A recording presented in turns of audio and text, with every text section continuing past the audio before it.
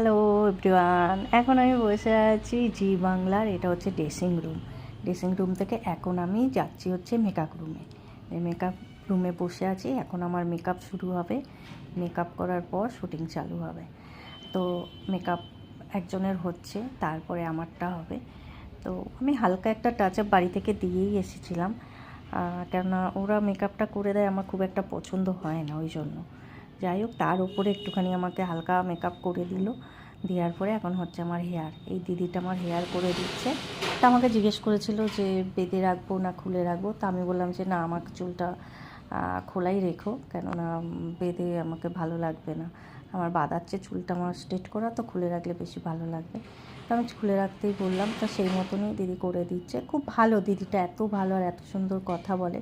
হেয়ারটা করে দেখো শাড়ি পরাও হয়ে গেছে। এবার চলো শুটিংয়ে।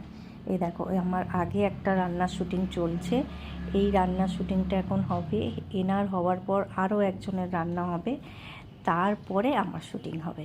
ওই দেখো কনিনিকা ম্যাডাম আর কি, উনি শাড়ি টাড়ি ওনার ঠিক হচ্ছে, ছবি তোলা হচ্ছে, এইসব হচ্ছে। তো শুটিং দেখানো কিন্তু অ্যালাউ নেই, আমি লুকিয়ে লুকিয়ে করেছি। তো লুকিয়ে লুকিয়ে যেটুকু করা যায় সেইটুকুই করেছি। তো ওই দেখো জিহুও গেছে ফ্লোরে। আর দেখো, তো চোখ রাখো টিভির পর্দাতে, তোমরা সবাই দেখো, কবে দেখাবে সবাইকে আমি জানিয়ে দেবো। অবশ্যই দেখো, কেমন লাগবে সেটাও দেখো। আর যেই রান্নাটা করেছি ট্রাই করো, বাড়িতে ট্রাই করতে ভুলো না।